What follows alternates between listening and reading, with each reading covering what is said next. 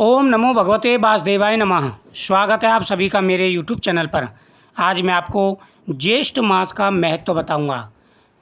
हिंदू पंचांग के अनुसार ज्येष्ठ मास का महीना हिंदू वर्ष का तीसरा महीना होता है। हिंदी माह में हर माह की एक विशेषता रही है। जो भी महीने होते हैं सभी देवताओं की पूजा के लिए अलग अलग होते हैं और सभी का अपना एक महत्व होता है। सभी की कोई ना कोई खासियत होती है। जीवन में आने वाले उतार चढ़ाव में ये सभी माह कोई ना कोई महत्व अवश्य निभाते हैं। और साथ ही महीनों में जो पर्व आते हैं, जो त्यौहार आते हैं, उनका तो बड़ा महत्व होता है। ऐसे ही कुछ पर्व इस महीने में भी आते हैं। ज्येष्ठ माह को सबसे गर्म माह भी कहा जाता है क्योंकि गर्मियाँ बहुत होती हैं।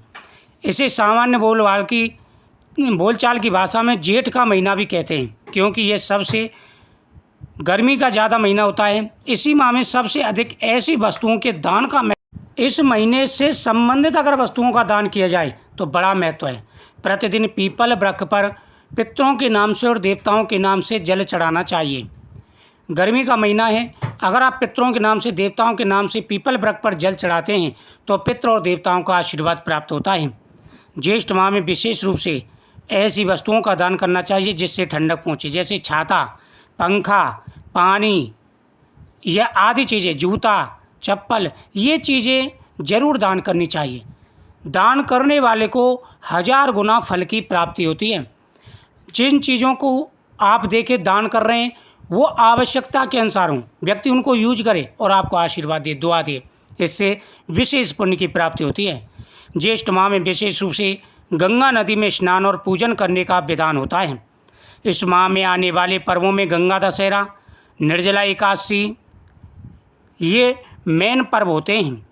इस दिन भगवान की पूजा का तथा दान पुण्य का बड़ा महत्व होता है। कहते हैं कि निर्जला एकादशी के दिन अगर अकेली एकादशी का व्रत कर लिया जाए तो साल की 24 एकादशियों का फल प्राप्त हो जाता है। ज्येष्ठ माह के त्योहारों में गंगा दशहरा, निर्जला एकादशी, वट सावित्री व्रत, ज्येष्ठ पूर्णमासी, योगिनी एकादशी ऐसे त्यौहार मनाए जाते हैं। इन त्योहारों का महत्व ही हमारे जीवन में बहुत ज़्यादा होता है। इस माह के दौरान तीर्थ स्थलों पर जाकर नदियों में स्नान करने, लोगों को ठंडा पानी पिलाने का बड़ा महत्व होता है। जगह जगह पर लोगों को पानी पिलाने के लिए आप मटकों की व्यवस्था करें। और जलदान, लोग समझते हैं कि जलदान सुलभ है, आसानी से प्राप्त हो जाता है, लेकिन आप ठंडे जल का अगर व्यवस्था लगाते हैं, प्याऊ वगैरह लगाते हैं, दान पुण्य करते हैं तो आपकी मनोकामना अवश्य पूरी होगी। और इससे पितृ भी प्रसन्न होते हैं, देवता भी प्रसन्न होते हैं। और जलदान, अन्नदान, जूता दान और छत्री दान का बड़ा महत्व होता है। दान करने से व्यक्ति के जाने अनजाने में की गए पापों का नाश हो जाता है। गंगा नदी को भारत में बहुत ही पवित्र नदी के रूप में पूजा जाता है। जन्म से मृत्यु तक के सभी कर्मों में गंगा की महत्वता सभी के समक्ष उल्लेखनीय है। जब माँ गंगा धरती पर आती हैं तो वो दिन ज्येष्ठ शुक्ल पक्ष की दशमी का था, इसलिए गंगा के पृथ्वी पर अवतरण के दिन को ही गंगा दशहरा के रूप में मनाया जाता है। ज्येष्ठ मास का एक अन्य महत्वपूर्ण त्यौहार निर्जला एकादशी है। यह त्यौहार ज्येष्ठ माह के शुक्ल पक्ष की एकादशी के दिन संपन्न होता है। निर्जला एकादशी के दिन व्रत एवं पूजा पाठ करने का नियम रहता है। इस दिन देश भर में लोगों को, राहगीरों को मीठा जल पिलाया जाता है, जिसे कुछ स्थानों पर छवि भी कहा जाता है। इस एकादशी के दिन तीर्थ स्थलों पर गंगा स्नान करना तथा स्नान करने और जलदान करने का व मीठा शरबत बांटने का बड़ा महत्व है। ज्येष्ठ माह के महीने में एक पर्व और आता है जिसे कहते हैं वट सावित्री का व्रत। सत्यवान सावित्री की जिसमें कथा सुनी जाती है। सावित्री ने अपने पति सत्यवान के प्राणों की रक्षा की थी। ज्येष्ठ माह के अमावस्या को वट सावित्री व्रत के रूप में मनाया जाता है। ये व्रत सौभाग्य की वृद्धि करने वाला है। वट के वृक्ष को हिंदू धर्म में विशेष स्थान प्राप्त है।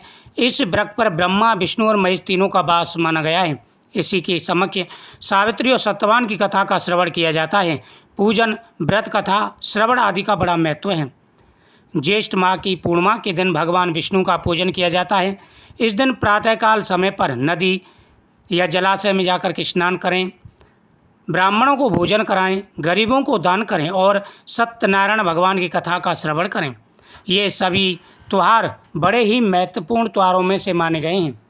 इन दिन किए गए पूजा पाठ का बड़ा महत्व होता है। व्यक्ति जैसा कर्म करता है उसी प्रकार से फल की प्राप्ति होती है। ये सभी पूर्णिमा के दिन किए जाने वाले व्यक्ति के शुभ कर्मों में वृद्धि करते हैं। पौराणिक मान्यताओं के अनुसार यह माह बहुत ही गर्म होता है। ऐसे में इस माह में पूर्णिमा के दिन जल दान का अत्यंत फल माना गया है। इस दान के अलावा गरीबों को खाना खिलाने व वस्त्र आदि का दान भी करना चाहिए। इससे अक्षय फल की प्राप्ति होती है। इंसान जो भी कर्म अपने हाथ से करता है उसका ही फल उन्हें प्राप्त होता है। ज्येष्ठ माह में जन्मे जातक के विषय में भी बड़ा महत्वपूर्ण वाक्य का है। जैसे कि व्यक्ति का जन्म ज्येष्ठ माह में हुआ हो, उस व्यक्ति को परदेश में रहना पड़ता है, उसे विदेश से लाभ मिल सकता है। अपने घर से दूर रहने की प्रवृत्ति भी देखी जा सकती है। ज्येष्ठ महीने में प्रतिदिन कथाओं का श्रवण करें और अपने सामर्थ्य के अनुसार दान पुण्य करें। सूर्य भगवान की पूजा का इस महीने में बड़ा महत्व है। कहते हैं कि इस महीने में भगवान विष्णु और भगवान सूर्य देव की पूजा की जाती है। जो व्यक्ति नियमित रूप से भगवान सूर्य देव की और भगवान विष्णु की पूजा करते हैं, उनके जीवन में आ रहे सारे कष्ट दूर हो जाते हैं। उन्हें हर प्रकार का सुख और वैभव प्राप्त होता है। व्यक्ति को इस महीने में सुबह प्रतिदिन स्नान करते समय गंगा माँ का ध्यान करना चाहिए। फिर प्रतिदिन सूर्य देव को अर्घ्य देना चाहिए। सूर्य देव को अर्घ्य देते समय लोटे में जल डालें, उसमें एक लाल पुष्प डालें, गाय का दूध डालें, शक्कर डालें, ओम सूर्याय नमः, ओम भास्कराय नमः आदि मंत्रों का जाप करते हुए भगवान सूर्य देव को अर्घ्य दें। उसके बाद गौ माता का पूजन करें। ज्येष्ठ मास के महीने में अगर नियमित रूप से गौ माता की पूजा की जाए तो भगवान विष्णु प्रसन्न होकर के मनवांछित फल प्रदान करते हैं और व्यक्ति के जीवन में आ रहे सारे कष्ट दूर हो जाते हैं। ज्येष्ठ माह के महीने में अगर गाय के दूध से भगवान विष्णु और भगवान शिव का अभिषेक किया जाए तो व्यक्ति को अनंत गुना फल की प्राप्ति होती है। प्रतिदिन ज्येष्ठ मास में आप जल दान करें, भगवान का पूजन करें और कथाओं का श्रवण करें। ये वो महीने होते हैं, इन महीनों में जो भी कार्य किया जाए उसका हजारों गुना फल प्राप्त होता है। प्रतिदिन आप भगवान की कथाओं का श्रवण करें। भागवत गीता, श्रीमद् भागवत, सुख सागर, इन सभी की कथाओं का इस महीने में जरूर श्रवण करें। इससे भगवान का आशीर्वाद प्राप्त होता है। जीवन में आ रहे सारे कष्ट दूर हो जाते हैं, परेशानियां दूर हो जाती हैं और शरीर भी स्वस्थ रहता है और अंत में मोक्ष की प्राप्ति होती है। मुझे उम्मीद है आपको ये जानकारी बहुत ही अच्छी लगी होगी। वीडियो को शेयर करें, चैनल को सब्सक्राइब करें, कमेंट में ओम सूर्याय नमः, ओम नमो भगवते वासुदेवाय नमः जरूर लिखें। भगवान विष्णु आपकी हर मनोकामना पूरी करेंगे। साथ ही प्रतिदिन कथाओं का श्रवण करने से आपको विशेष लाभ भी प्राप्त होगा। प्रतिदिन शाम के समय दीप दान भी अवश्य करना चाहिए। ओम नमो भगवते वासुदेवाय नमः मंत्रों का जाप करें। जय श्री कृष्ण।